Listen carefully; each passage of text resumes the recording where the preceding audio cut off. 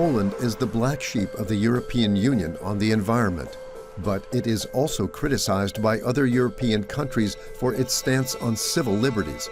Along with Malta, it is the last country in Europe where abortion is still illegal.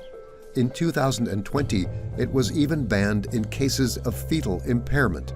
It is now only permitted in cases of rape or immediate danger to the mother's life.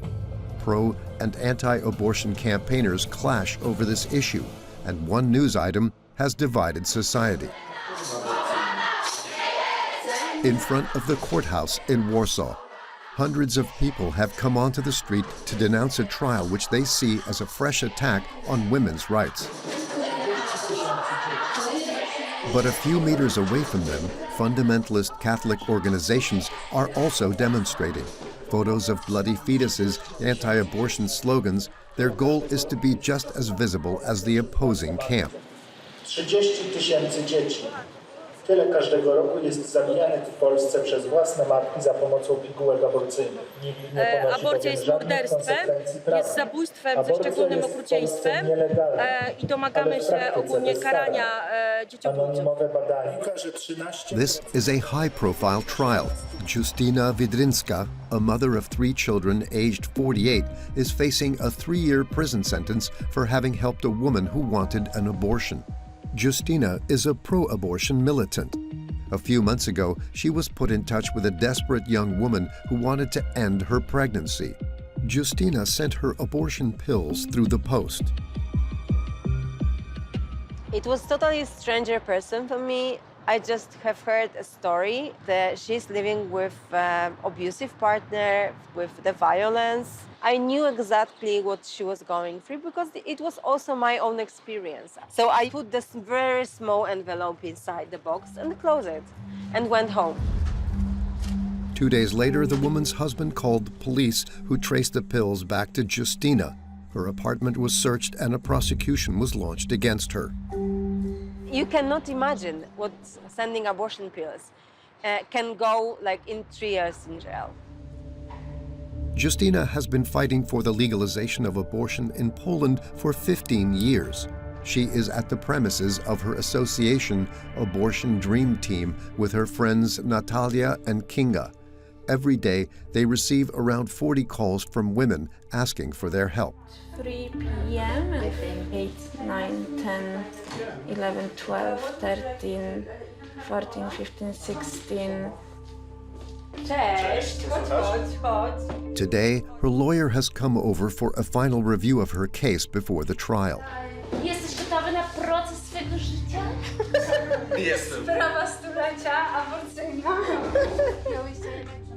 Above all, it is Justyna's activism that is being put on trial. Oczywiście Justyna jest aktywistką, to nadaje tej sprawie zupełną inną rangę niż pojedynczej osoby, bo na pewno związana jest tu pewna otoczka polityczna. In the charges, the prosecutor wrote that I am an abortion activist and I work in Abortion Dream Team and I share information about how to do safe medical abortion in Poland. So this is why I think that this is from the very beginning, it's very political. Justyna is facing an influential adversary. In the center of Warsaw, other lawyers are also preparing for the hearing. They are members of Ordo Iuris, a well-established ultra-conservative lobby that is very close to the political powers that be in Poland. Jerzy Kwasniewski is the president of Ordo Iuris. Jak to się w ogóle skończyło? To dziecko w końcu zostało poronione, prawda? Ordo Iuris was admitted as counsel to the court for Justyna's trial. The aim of this abortion was to kill the child. We have asked for this special status because the interest of the child has no representative in proceeding. Ordo Iuris wants to roll abortion rights back even further. They want to ban abortion even in cases of rape. Dzień dobry jeszcze raz w takim razie. Dzień dobry. It should be forbidden as all other ways of killing people. abortion itself is probably the largest genocidal act that is being committed now in the world. This mass abortion process that is going on globally has already killed tens of millions of people. Funded by private donations to the tune of €2 million a year, and with the help of an army of lawyers, Ordo Iuris lobbies the government on family values. They even want to ban divorce, and in order to achieve their aims, they have gone on the offensive. It is our aim to influence not only academia, not only the legal professionals, but also the public opinion. And through the public opinion, we need to influence the politicians, we need to influence the culture, we need to influence the social processes.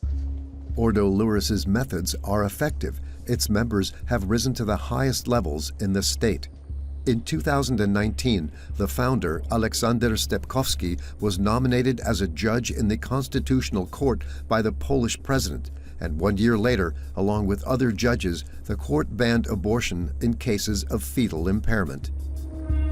Oraz uzależniają ochronę prawa do życia dziecka jeszcze nieurodzonego od jego stanu zdrowia, co stanowi zakazaną bezpośrednią dyskryminację oraz The decision of the Constitutional Court in Poland was a success of Ordo Iuris and our friends from different NGOs, organizations and politicians who were siding with this perspective. To recruit future jurists to their fundamentalist values, in 2021, Ordo Iuris started a University of Law. Mr. Prime Minister, Your Magnificency, Mr. Rector, all the professors. The Europe of the third millennium will either be Christian or will not be at all. That's why we're creating Collegium Intermarium. As an advisor to the court, Jerzy Kwasniewski wants to use Justyna's trial to promote his ideas.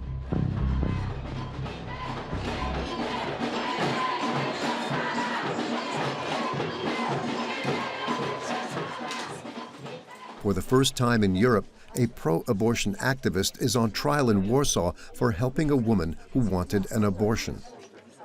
It's heartbreaking to not be there and scream, but sitting in its room and listen to those shitty things. Sometimes the support I hear, and I hope the support I will be here from the courtroom, it gives me a lot of strength, really.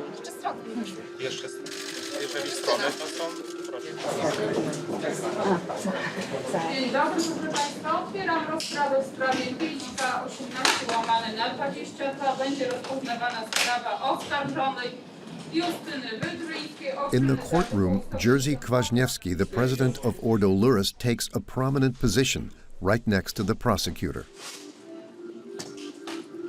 Dzień dobry, proszę Państwa. Jerzy Kwaśniewski, składam upoważnienie, Wysoki Sądzie. Jerzy Kwaśniewski.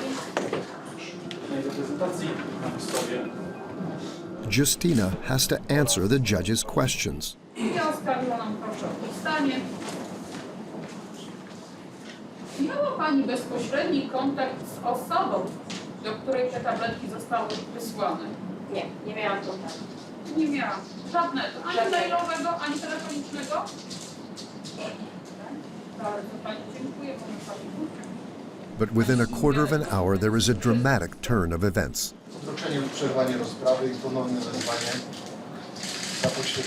The trial is postponed. The man who filed the complaint against Justyna, the husband of the woman who took the abortion pill, has not come to the hearing. Zamykam rozprawę na dzień dzisiejszy. Dziękuję Państwu bardzo. Justyna will face another trial in 3 months.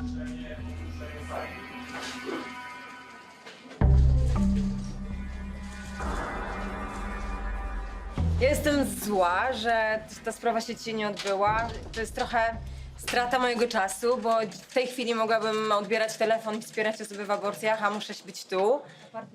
This is the second time that the witness has failed to come forward and the trial has been adjourned. Every time I have to come here, it costs me more. I think this is the direction, to shut us down, to close our mouth. To not support people because of the fear. We should feel. I not feel any fear because of this. I know what I'm doing, and I know that this is the right, what I should do. Outside the courthouse, Justyna has to face another ordeal.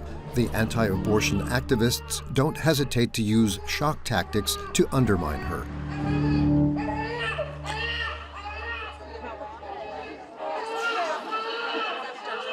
They broadcast the cries of newborn babies.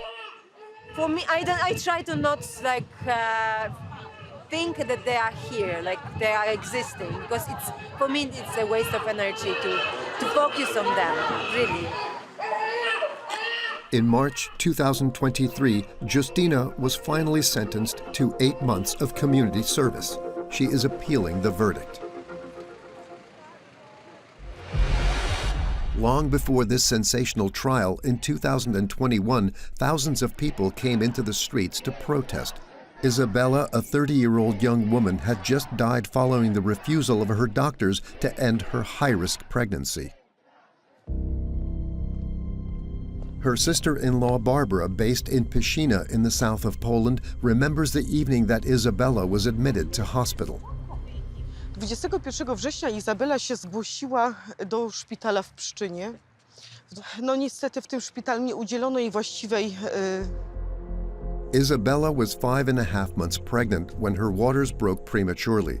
The fetus was suffering from a rare illness incompatible with life, but the doctors were afraid of being prosecuted if they performed an abortion, as they would risk 3 years in prison.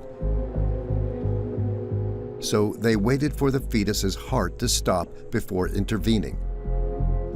Byliśmy w kontakcie z Izą do godziny 23. Izabela pisała do nas tak. Nie mogą dać, muszą czekać, aż się samo zacznie, a jak nie, to czekamy, aż serce przestanie bić. Ale wody odeszły, że takie mają procedury. Izabela's condition quickly deteriorated. 2 hours after the fetus's death, she succumbed to septic shock. Zarówno i politycy, jak również lekarze są współwinni śmierci Izabeli. Izabela had opened her own hairdressers 5 years before her death. Cześć, ale nic tam słychać. Wszystko dobrze, tak? Marzyła o otwarciu tego salonu, spędzała tu bardzo dużą część swojego czasu. Bardzo kochała swoją pracę i to była jej zarówno nie tylko praca, jakże i pasja. Izabela was 30 years old when she died. She left behind a husband and a 9-year-old daughter called Maya. One były jak przyjaciółki tutaj tak samo na lotnisku. Ona ma mnóstwo zdjęć właśnie z podróży, bo bardzo często podróżowali ze względu na to, że Iza chciała jej pokazywać świat, jak wygląda. Barbara and her family have filed a complaint against the doctors for manslaughter. They are awaiting trial.